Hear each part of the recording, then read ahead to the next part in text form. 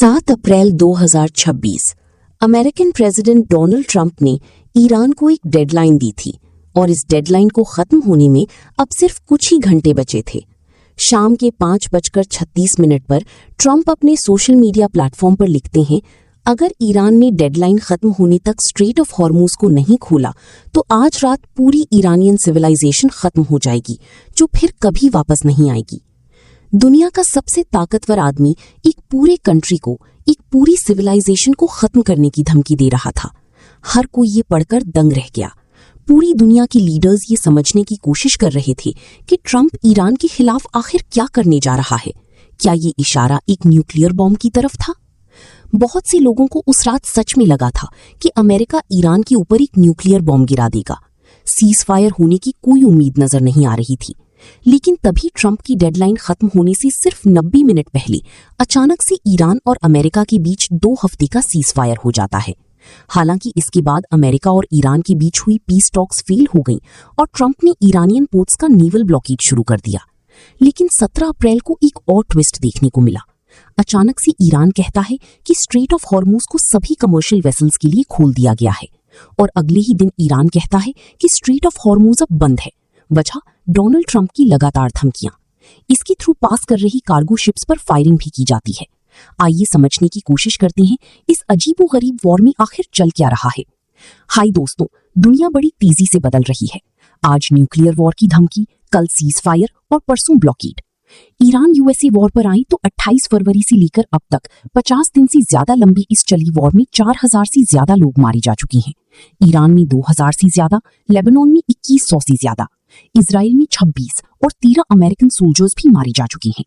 ये नंबर मेरे लिए बोलते वक्त और आपके लिए सुनते वक्त सिर्फ एक डेटा पॉइंट लगता है, लेकिन असलियत में सोचकर देखो दोस्तों, 7000 से ज्यादा घरों की जिंदगी हमेशा के लिए तबाह हो गई। लाखों लोगों को अपने घर छोड़ने पड़े हैं और सवाल ये है कि किसके लिए, क्या मिला इस सबसे? इस वॉर का सबसे खतरनाक एस्केलेशन तब हुआ जब अमेरिका और इजराइल ने ईरान की न्यूक्लियर फैसिलिटीज को टारगेट किया।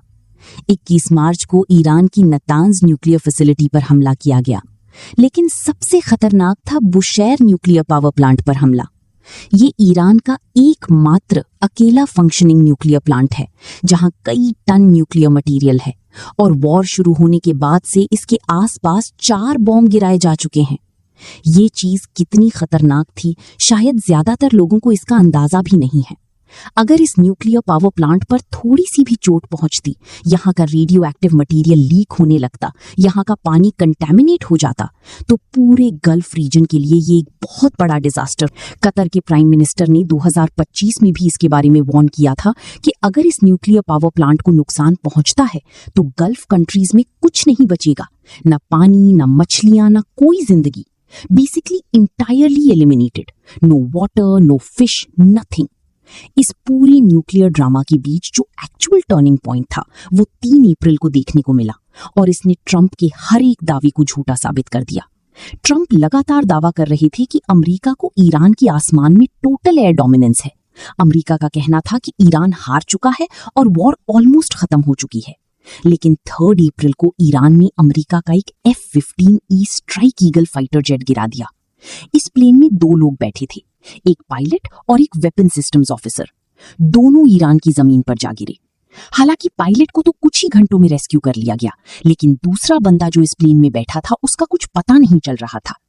अब इस पॉइंट पर ईरान और अमेरिका के बीच एक रेस शुरू हुई। इस बचे हुए आदमी तक पहले कौन पहुंचेगा? अगर ईरान पहले पहुंच जाता तो अमेरिका का एक कर्नल ईरान के हाथों में होता, जो ट्रंप के लिए इतनी बड़ी एम्बैरेसमेंट होती कि पूरी वॉर का रुख ही बदल जाता। ये एयरमैन जो नीचे गिरा था, ये 24 घंटे से ज्यादा तक एनिमी लाइंस के अंदर अकेला छिपा रहा। इजेक्शन में आई चोटों के बावजूद ये 7000 फीट की ऊंचाई तक चढ़कर गया और वहां जाकर एक पहाड़ की दरार में छिप गया। इमरजेंसी सिचुएशंस में यही प्रोटोकॉल है कि अपने आसपास के एरिया में जो भी सबसे ऊंची जमीन दिखे वहां जाकर छुप जाओ। यहां इसने सिर्फ 3 लफ्जों का एक रेडियो मैसेज भेजा, God is good. American officials को पहले लगा कि ये मैसेज फेक है जो ईरान ने भेजा है, ताकि रेस्क्यू के लिए अमेरिकन फोर्सेस को बुलाकर उन्हें एम्बुश किया जा सके। लेकिन एनालिसिस के बाद उन्हें पता चला कि ये तो सच्चा मैसेज था। यहाँ पर फिर एक ऐसा रेस्क्यू ऑपरेशन शुरू होता है जो अपने आप में ऐतिहासिक था। सबसे पहले CIA ने एक डिसेप्शन कैंपेन शुरू की। ईरान के अंदर ये गलत जानकारी फैलाई कि उस फाइटर जेट के दोनों लोगों को पहले ही रेस्क्यू कर लिया जा चुका है, ताकि ईरानियन फोर्सेस उस एयरमैन को ढूंढना बंद कर दें। इसके बाद CIA ने उस एयरमैन की एग्जैक्ट लोकेशन को आइडेंटिफाई किया और मिलिट्री के साथ शेयर किया, जिसके बाद डेल्टा फोर्स और नेवी सील टीम 6 की सैकड़ों जवान ईरान में दाखिल हुए।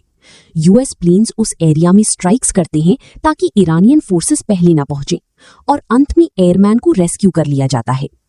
5 अप्रैल को ट्रंप पोस्ट करते हैं, वी गॉट हिम। उन्होंने कहा कि एनिमी लाइंस के अंदर बिना किसी नुकसान की ये रेस्क्यू दिखाता है कि ईरान के आसमान में अमेरिका की टोटल एयर डोमिनेंस है।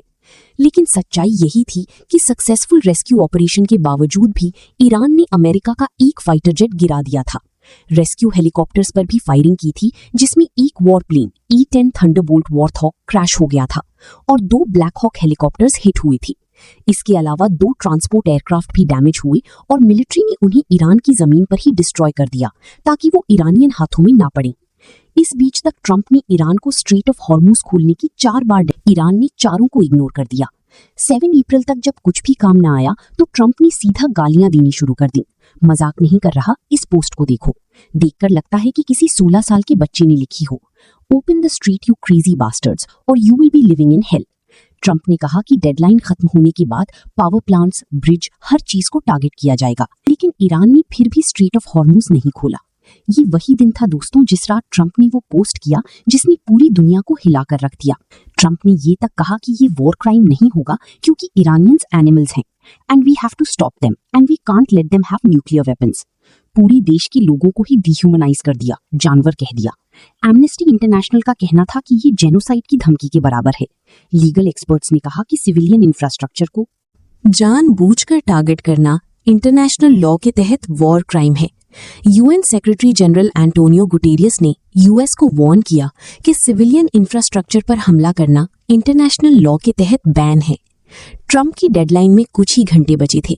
मिडिल ईस्ट में कई देशों की एम्बेसीज ने अपने सिटीजन्स को सेफ हार्बर लेने के लिए वार्निंग इशू कर दी थी। पूरी दुनिया एक ऐसे वॉर के कगार पर थी जो आज तक कभी नहीं देखी गई थी। डेडलाइन खत्म होने से पहले ही US ने खार्ग आइलैंड, जहां से ईरान का 90% ऑयल एक्सपोर्ट होता है, वहां स्ट्राइक्स कर दी। लेकिन फिर कुछ ऐसा हुआ जिसकी उम्मीद किसी ने नहीं की थी। डेडलाइन खत्म होने के सिर्फ 90 मिनट्स पहले ईरान और अमेरिका ने 2 हफ्ते का सीज फायर एग्रीमेंट अनाउंस कर दिया। और सबसे हैरानी की बात ये थी कि ये सीज फायर पाकिस्तान ने करवाया था। अल जजीरा की रिपोर्ट के मुताबिक ऑपरेशन सिंदूर के बाद पाकिस्तान आर्मी चीफ आसिम मुनीर और डोनाल्ड ट्रंप के बीच एक डायरेक्ट चैनल खुल गया था, जिसकी मदद से पाकिस्तान ने सीज फायर करवाया। इस सीज फायर एग्रीमेंट में लिखा गया था कि ईरान स्ट्रेट ऑफ हॉर्मुज को खोलेगा, जिसके बदले अमेरिका 2 हफ्ते तक ईरान पर कोई मिलिट्री स्ट्राइक नहीं करेगा और एक परमानेंट सीज फायर के लिए 10 अप्रैल को पाकिस्तान में बातचीत होगी। लेकिन अमेरिका के लिए एम्बैरेसिंगली हुआ ये कि सीज फायर अनाउंस होने के कुछ ही घंटे के अंदर 8 अप्रैल को इजराइल ने लेबनान में 100 से ज्यादा स्ट्राइक्स कर दी। 300 से ज्यादा लोग मारे गए। ये इजराइल की लेबनान पर अब तक की सबसे डेडली बॉम्बिंग थी। इजराइल के प्राइम मिनिस्टर बेंजामिन नेतन्याहू कहते हैं कि US और ईरान के बीच जो सीज फायर हुआ है उसमें लेबनान शामिल नहीं है, तो मैं यहाँ बॉम्ब गिरा सकता हूँ। US vice president JD Vance ने भी कहा कि अमेरिका ने तो कभी सीज फायर में लेबनान को शामिल करने का वादा किया ही नहीं। सीज फायर को लेकर उस स्टेटमेंट में साफ लिखा हुआ था कि इस सीज फायर में लेबनान और बाकी सभी देश भी शामिल होंगे। इसी वजह से ईरान के फॉरेन मिनिस्टर अब्बास अरागची ने शरीफ को कोट करते हुए कहा कि अमेरिका को फैसला करना होगा, या तो सीज फायर करो या इजराइल के जरिए वॉर जारी रखो। दोनों चीजें एक साथ नहीं हो सकती। सीज फायर पर यह कंफ्यूजन जारी रहता है। 11 अप्रैल को इस्लामाबाद में US ईरान पीस टॉक्स शुरू होती हैं। दोनों साइड्स के बीच 21 घंटे तक बातचीत चली, जिसमें ईरान ने 10 पॉइंट पीस प्रपोजल रखा। इसमें ईरान की डिमांड्स थी कि उस पर लगी सारी सैंक्शंस हटा दी जाएं, स्ट्रेट ऑफ हॉर्मुज पर ईरान का कंट्रोल रिकॉग्नाइज किया जाए और US फोर्सेज मिडिल ईस्ट से विड्रॉ कर लें, और सबसे इंपॉर्टेंट, ईरान की यूरेनियम एनरिचमेंट की राइट को एक्सेप्ट किया जाए। ट्रंप के मुताबिक ज्यादातर पॉइंट्स पर एग्रीमेंट हो गया था, लेकिन वो पॉइंट जो सबसे ज्यादा मैटर करता था, न्यूक्लियर पावर, उस पर बात नहीं बनी। 12 अप्रैल की सुबह US डेलीगेशन को हेड कर रहे JD वैंस अनाउंस करते हैं कि एग्रीमेंट नहीं हो पाया। न्यूयॉर्क टाइम्स के मुताबिक अमेरिका चाहता था कि ईरान 20 साल तक अपनी सारी न्यूक्लियर एक्टिविटी सस्पेंड कर दे, लेकिन ईरान सिर्फ 5 साल तक सस्पेंड करने को तैयार था। पीस टॉक्स फेल होने की फौरन बाद ट्रंप ने अनाउंस किया कि यूएस नेवी अब ईरानियन पोर्ट्स का कंप्लीट ब्लॉकेड शुरू करेगी। अब यहाँ एक स्ट्रेट ऑफ हॉर्मूज पर दो ब्लॉकेड्स लग गए थे। ईरान हॉर्मूज को बंद करने के बाद भी चाइना जैसी अपनी फ्रेंडली कंट्रीज का ऑयल यहाँ से पास होने दे रहा था, लेकिन अब इस अमेरिकन ब्लॉकेड के जरिए अमेरिका चाहता था कि चाइनीज शिप्स भी पास ना कर पाएं। इसी लेकर चाइना ने भी अमेरिका को वार्निंग दी कि वो ईरान और उसके रिश्तों में दखल ना दे। ईरानियन पोर्ट्स का ब्लॉकेड शुरू होने के बाद अमेरिका ने लगभग 13 शिप्स को रोका या रीडायरेक्ट किया, लेकिन 17 अप्रैल को अचानक से ईरान अनाउंस करता है कि स्ट्रेट ऑफ हॉर्मूज अब कंप्लीटली ओपन है। एटलीस्ट जब तक सीजफायर चल रहा है तब तक के लिए ये स्ट्रेट खुल चुका है। इसके बाद ऑयल प्राइसेस में फौरन 10% की गिरावट आई। हालांकि अगले ही दिन ईरान ने कहा कि स्ट्रेट ऑफ हॉर्मूज बंद है, वजह डोनाल्ड ट्रंप की धमकी आमेज बयान। और ट्रंप ने कहा कि अमेरिका ने जो ब्लॉकेड लगाया है वो तब तक नहीं खुलेगा जब तक डील नहीं हो जाती। इस पूरी वॉर में दोस्तों जो कुछ अभी तक हुआ है उस सब में इंडिया का भी एक बड़ा नुकसान हुआ है। जब पाकिस्तान दुनिया की सबसे बड़ी पीस नेगोशिएशन करवा रहा था तब Indian foreign minister S Jaishankar ने पाकिस्तान को इस मीडिएशन के लिए दलाल कहा। जयशंकर ने कहा कि इंडिया इसलिए मीडिएशन नहीं कर रहा क्योंकि इंडिया पाकिस्तान की तरह दलाल देश नहीं है। लेकिन मीडिएशन तो छोड़ो दोस्तों, इस सरकार से अपने देश की इंटरेस्ट तक सिक्योर नहीं किए जा रहे। 18 अप्रैल को दो इंडियन फ्लैग्ड मर्चेंट वेसल्स, जिनमें से एक सुपर टैंकर भी था, वो स्ट्रेट ऑफ हॉर्मूज क्रॉस करने की कोशिश कर रहे थे। इस सुपर टैंकर में 2 मिलियन बैरल्स इराकी ऑयल था और अचानक से IRGC गन बोट्स ने इन पर फायर करना शुरू कर दिया। इसका ऑडियो भी सामने आया है। इन दोनों वेसल्स को यू टर्न लेकर वापस जाना पड़ा। सैटरडे को टोटल 8 इंडियन फ्लैग्ड वेसल्स ने स्ट्रेट ऑफ हॉर्मूज को अप्रोच किया, लेकिन बढ़ी हुई टेंशन्स की वजह से उनको वापस लौटना पड़ा। लेकिन सवाल ये है कि इंडिया ऐसी सिचुएशन में आया कैसे? कुछ महीने पहले तक ईरान इंडिया का दोस्त था और दोनों मिलकर साथ में चाबहार पोर्ट बना रहे थे, लेकिन आज ईरान इंडियन शिप्स पर फायर कर रहा है। शायद पाकिस्तान को दलाल बोलकर जयशंकर रेड लेजर वाली रील बना सकते हैं, लेकिन सवाल ये है कि क्या वो इंडिया को ऑयल सिक्योरिटी दिला सकते हैं? इस सब के बीच दोस्तों अच्छी खबर यहाँ पर यह है कि इजराइल और लेबनान के बीच में अब 10 दिन का सीज फायर डिक्लेयर हो गया है। इसे अमेरिका ने मीडिएट किया और ट्रंप ने पोस्ट करके बताया कि नेतन्याहू ने फोन कॉल पर सीज फायर के लिए अग्री कर लिया है। 10 दिनों के बाद परमानेंट पीस के लिए नेगोशिएशंस होंगी। हालांकि इजराइल ने कहा है कि उसके ट्रूप्स अभी भी सदर्न लेबनान में रहेंगे। अब लेटेस्ट अपडेट ये है कि 22 अप्रैल को जो 2 हफ्ते का सीज फायर हुआ था ईरान और अमेरिका के बीच में, ये खत्म हो रहा है। और सवाल ये है कि क्या इससे पहले इन दोनों कंट्रीज के बीच में डील हो पाई?